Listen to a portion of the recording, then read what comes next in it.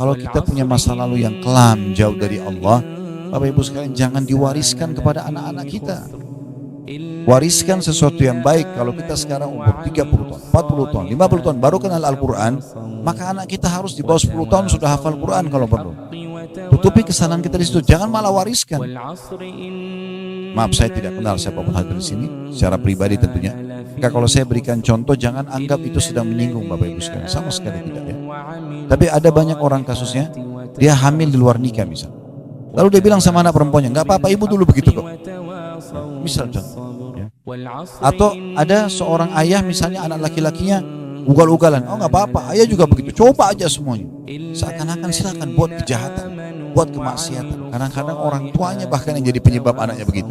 Udah ibu dulu begitu kok, nggak apa-apa, ayah dulu begitu kok. Kok aneh? Kenapa bukan anak dijadikan amal jariah? Kenapa bukan kita malah tutupin kesalahan kita yang lalu dengan memperbaiki anak-anak kita itu? Walaupun mulai sekarang mereka harus sholat 5 waktu, mereka tutup aurat dari kecil, mereka segala macam. Jadi tutupin di situ kesalahan kita dengan memperbaiki keturunan kita. Kita harus sadari semua keputusan ada di tangan kita masing-masing. Kalau yang lalu telah berlalu, tapi ke depannya kita harus jauh lebih baik daripada sebelumnya. Mumpung Allah kasih umur. 1 hari umur saja Bapak Ibu sekalian itu sudah sangat mahal. Mumpung masih sehat, ya, maka gunakan baik-baik untuk ibadah. Gunakan baik-baik untuk berzikir, berdoa, majelis ilmu, bersedekah, maksimalkan semua yang bermanfaat dari manfaat yang lain. Harus maksimalkan sebelum nanti kita tersibukkan dengan hal-hal yang tidak bisa membuat kita untuk melakukan kebaikan tersebut.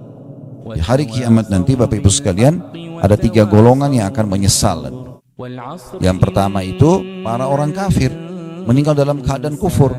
Sebagai orang kafir, orang munafik, orang musyrik yang menyekutukan Allah, ini mereka menyesalnya luar biasa karena nggak bisa selamat lagi.